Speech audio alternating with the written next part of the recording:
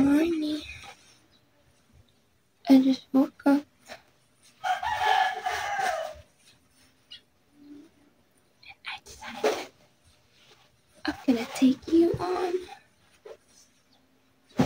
a day in a life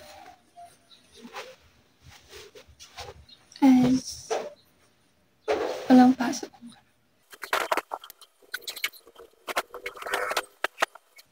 But while I'm doing this, I'm also brainstorming the ideas that got in my head. I'm trying to revive it.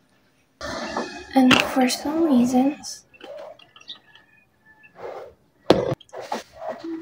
I don't know. So good morning. I cannot speak loudly because everyone's so silent. They might be here. So I guess I just gonna charge. I charge my iPad. Ay, tinatawag.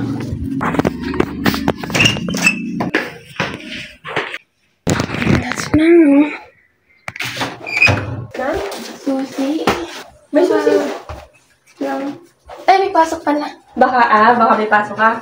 Marunong ka. Ibaba mo lang yun. May tali doon, di ba may nakatali doon? Ilak mo lang yun.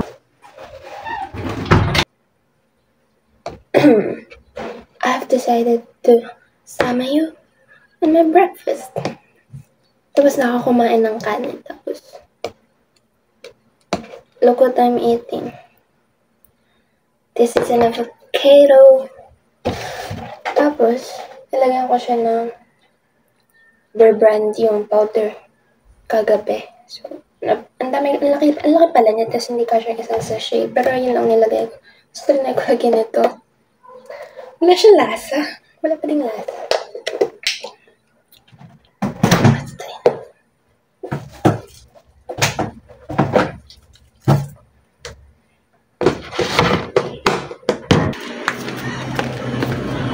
Let's see what can we cook right here.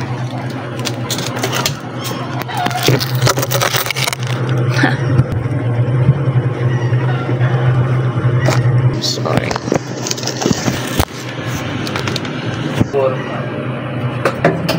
Wala.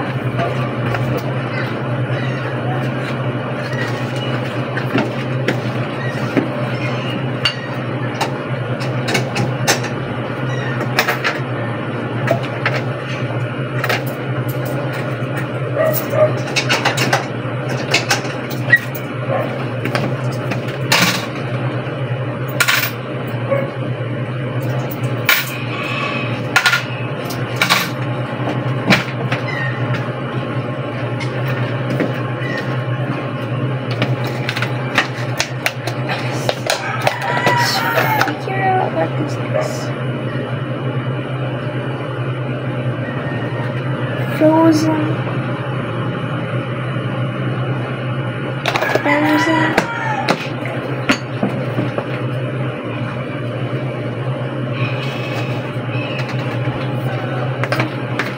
No. We are not gonna cook that. I'm sick of chicken. Yes, I do.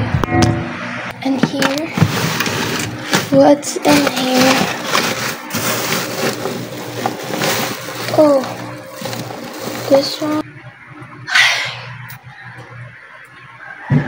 Probably I just gonna go review. And so it's done. Mag-review na lang ako because may pasok na ako. And ewan ko pa pumasok. And I'm still figuring out about my business. So I'm gonna get back to you later. Wala na akong alcohol. And hindi ako pwede walang alcohol. Pasok tayo sa kwarto ni ate. Ayun, alcohol. Makikipato. Alam niyo ba, ito sa kwarto niya, bawal may magulo. Parang kabisado niya yung... Uy! Bawal may magulo kasi kabisado niya ito. Bawal. Daming bawal. Ano, natulog ako dito one time. Tapos parang nagulo ko lang yung nalukot ko lang yung higaan. Nalaman niya. Gagawin ko is mag-advanced study ako kasi yung subject na isa namin bukas is medyo siya. Parang may trust issue siya sa section namin. Tapos gusto niya mag-advanced study na yun. Wala kahit konting buklat lang. So magsa-search ako kasi wala namang pinapasa. Buti sana ako may pinasa siya na ma-review man lang kagaya ng isa namin prof. So magsa-search na lang ako. So kung ano yung makita ko, ito ko.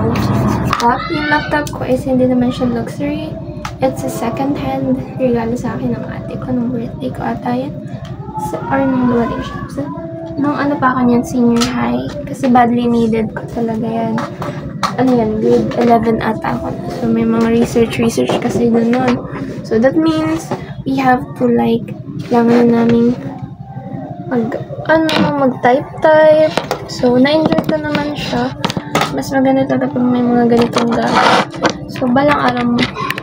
Siyempre, hindi naman kailangan laging magpaparinig ka na bilhan ng laptop kasi may madami pang ibang gasto sa So, ang gagawin ko syempre, gagawa ko ng paraan para makabili ako. Pero, ang priority ko muna ngayon kasi maganda naman itong laptop ko pag saka natitiis niya pa ako.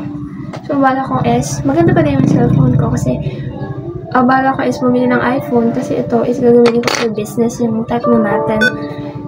Kasi, magaan siya gamitin this one. And yung iPhone is for lang talaga yun. Mga video kasi quality yung cam niya.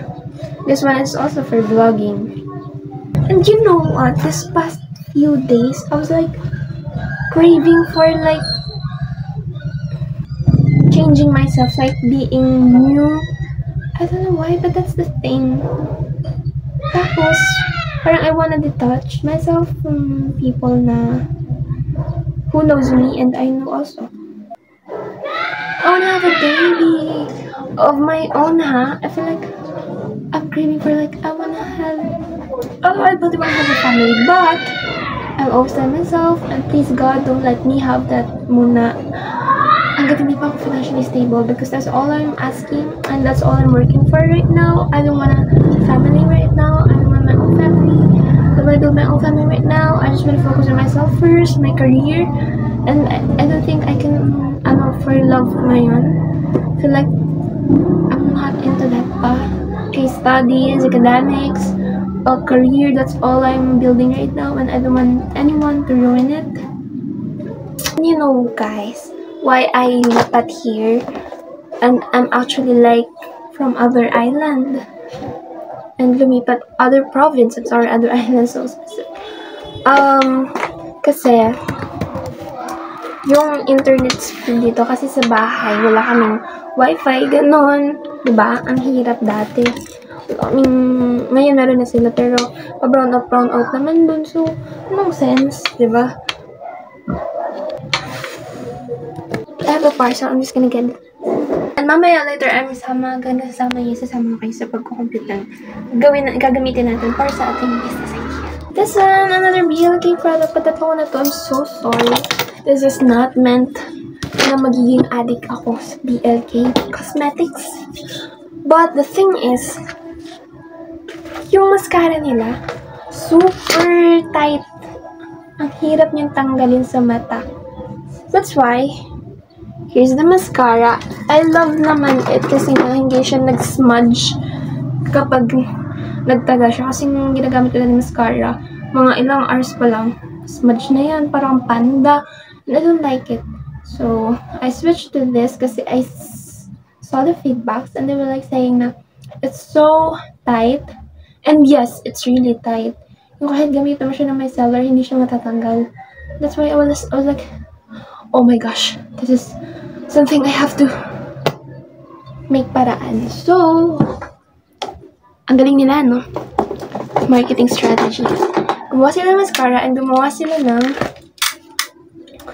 what is this? Something na makakatanggal ng mascara. The only thing that can tanggal the mascara, kasi kung hindi mo pa ililigo yung ano mo, the next day pa yun, so itutulog mo talaga siya na nakadikit sa mata mo dun. That's why, ang ginawa nila, hindi ko alam kung kita ako kasi nakatalikod ko ka. Gumawa sila ng ganitong product. Yes. Kumapromote ko sa TikTok kasi nag-affiliate ako kasi naubusan ng stock. Ang bilis na naubusan ng stock. And higpit I like their packaging kasi they have their own disc. Ang laki ng ano na lang. So, yeah. The original price, 399 pesos. I have to make a video first. What I'm gonna do kasi, binidyo ko siya kasi nakita ko dito nakalagay is 399 pesos and I purchased it for a halaga of 241 pesos kasama na yung shipping. So, maybe that's a bait. False Lash Mascara Remover. I don't want to use it now because bukas kasi mag-aano ako. Yung makeup pag naka-service and we're gonna try it bukas. Let's see what's inside.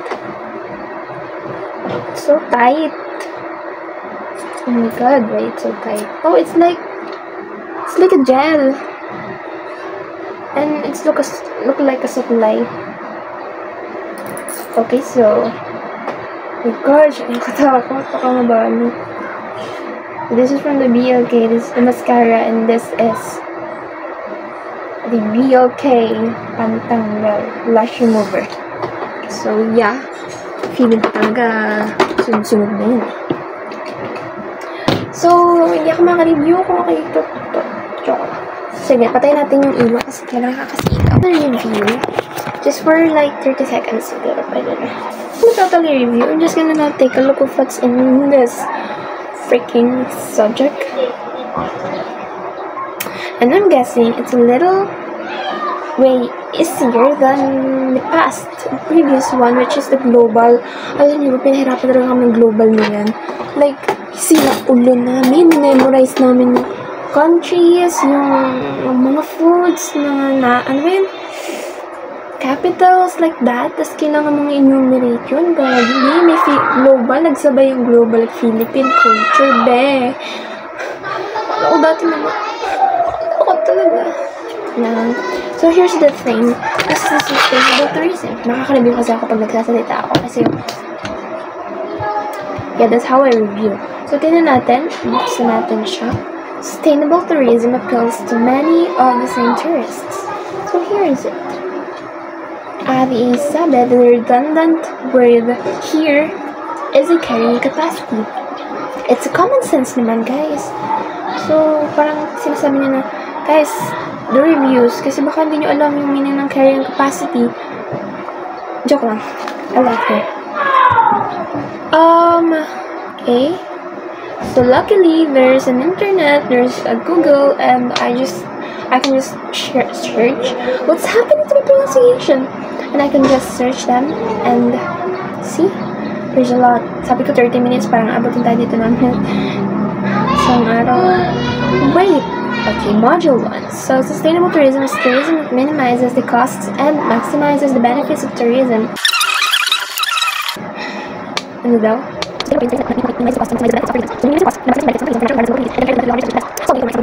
Sa klase kasi, hindi ako ganun ka-participative. Is this a word? Hindi ako ganun ka-active. Nagugulat na lang sa isasabi nila, oh my gosh, I do not know you. Oo, sinabihin ako ng ganun ng prof ko. Just like, hindi pa kasi ako active sa class. And then nagugulat sila, ang galing mo naman. Ano ba? And yeah. So, ang sinabi nila ditong example is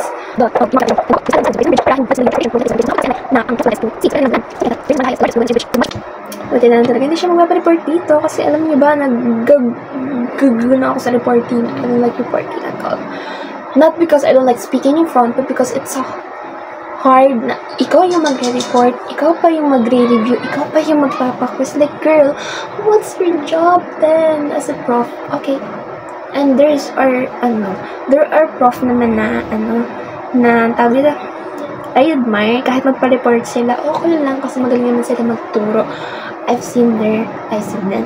Sorry yung grammaritism natin ha. I've seen them teaching. Pero yung iba kasi, simulat sa pool nagpapa-report. Kahit absent siya, nagpapa-report.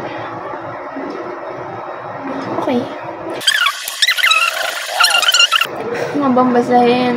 You know, I'm planning to buy a book, pero a single page, I cannot even patiently read and finish. Should I buy a book? Depende naman kasi sa binabasa, di ba? So, if ang binabasa mo is, like, hindi mo naman ano ba tawag? Hindi mo gusto, hindi ka interesado. So, what's the point of reading all of those words? Like, alam mo, pag nag-review ko, ina-expect ko, gusto ko yung pag naiintindihan ko siya, sana siya, itanong siya bukas, at sasagot ako, hindi yung, kung ano yung hindi ko na-review, yun yung itatanong. Eh, syempre, titingin lang ako sa'yo. Iwas pa ako ng tingin. Areas, feeling ko ang haba ng flat net ko, so, i-cut natin siya. Balikan ko kayo mamaya, pero, i-make pa rin ako.